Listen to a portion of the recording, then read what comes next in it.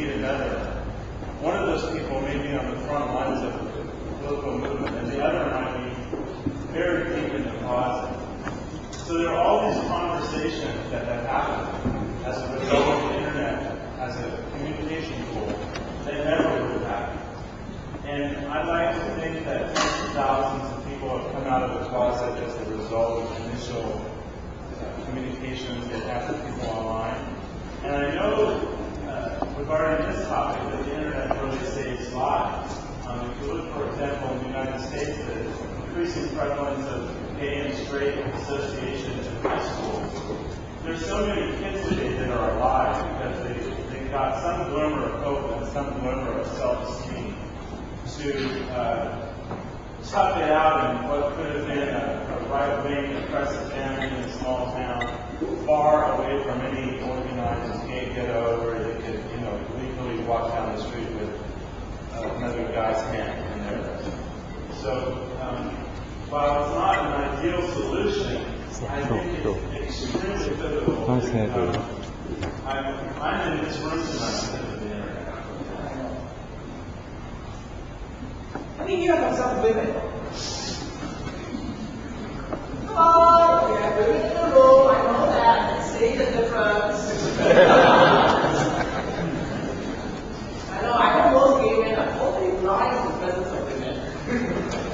But I'm a house-trained gay man. Come on, any women, you run the mouth. I know that women's voices are like that, and all the whole women are like that. All like that. Chivalry is dead, we all have to take Okay, any other comments about the internet?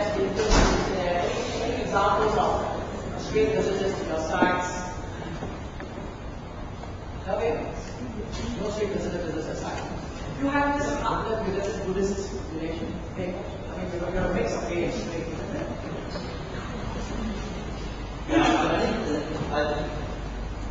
I think internet is actually, personally to me, my whole life is actually more or less revolved around internet ever since it started. And the reason why I was actually more is actually, I actually run the Gay Buddhist Fellowship, about cyberspace kind of group in Singapore. And the only reason why it would exist is really mainly for the internet and for the existence of the internet. And well, because I do get people writing good things and bad things. But generally, those who write about the good stuff, or those who are quite happy with so-called found out that they were also to the internet. And surprisingly, although the Buddhist group is actually based in Singapore, I have I think maybe half of it are not in Singapore. I have like as far as in Europe, in Netherlands, in Finland, in Americas, in Malaysia obviously, and the rest of Southeast Asia. And so in Singapore we help and including Singapore. So the internet itself does help in a way to connect people together. But whether it brings people into like action, that's secondary. That's another question. Does it lead to action? Does it lead to people coming out as internet, I think internet has both, how can you say that? It's a double-edged sword. Because internet can actually drive people deeper and deeper into one part and drive people out in the other end. And from what I've seen, especially if you talk about, of course, the much contended anonymous blogging that has been going around nowadays, especially the blogging circle. Personally, I feel that when you talk about anonymous blogging, what happens is actually, although they do make a lot of noise and voice, but what it tends to do is encourages people to actually dissociate themselves from what they do and drive people in more and more inwards. Not necessarily to call for action, not necessarily, in fact, it's not action oriented, it's just what minds up in Don't you think that, communicate without ever showing themselves? In the old days, they had to show themselves to communicate. But now, they've actually made it easier not to show themselves and yet satisfy the need for communication. And in fact, therefore, you could say that it is actually a counter-indicator to coming out. Any views to that?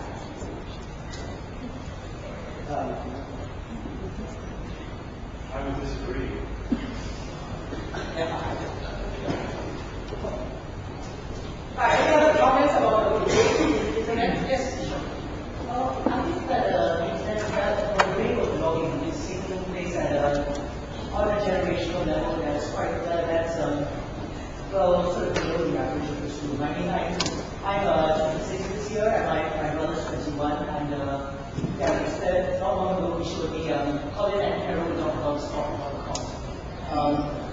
I know a lot of people have heard it, but within 2 weeks of these two boys setting up a blog of them putting these things together and then new critics and and talking in this very Japanese way to relate to each other. Like within 2 weeks, they were getting thousands of views, probably from people like messaging each other, hey, check out our post, this is. But like, and so they actually had really negative comments on the blog, as well as positive, but many more positive comments. And it's, but what the internet is it speeds this level of contact or communication in very specific. It's a lot of gay blogs go there to the same kind of position. And I think I think it's operating I think it's operating as a stepping stone. Really. I mean, it's on blogs, people can have a certain different levels of anonymity. You can have a blog in which you write in which you don't mention your name or you don't have your photo, or you can have a blog in which you show your photo, you don't have your name, or you can have a blog in which you write your name and then people end up following you and finding your blog really ugly, and then you go, oh, okay, I kind of have something to react to, and I just love being thoroughly. It's, yes, but I am worried by the fact that on this, for young people who do become open out because of the internet, feel that this is a public space where you can hold these conversations and not realizing that there are deeper issues involved. I mean, I think a lot of young people do not even know that these sentiments exist. Oh, that should be a focus of station, actually. Yeah, I mean, challenging students. Yes, nothing sure. There's a lot of people that see behind this white thing. And there are people behind the white thing. I think that I really believe that really among Singaporeans, general among youth, in particular. I mean, I watched the TV and the strike on Friday, but I never really see anyone. I never see anyone say anything in their mission statements or whatever. So that strikes me as one of the reasons why we're not going to see any major change in this crisis. Any comments? Yes, please.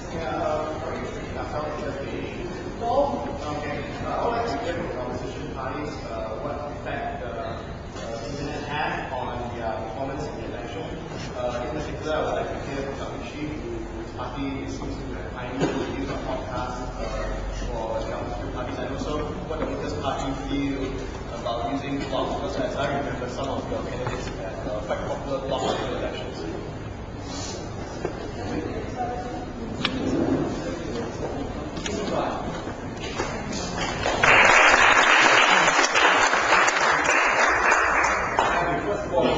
Congratulate the organizers for a very hard-won event.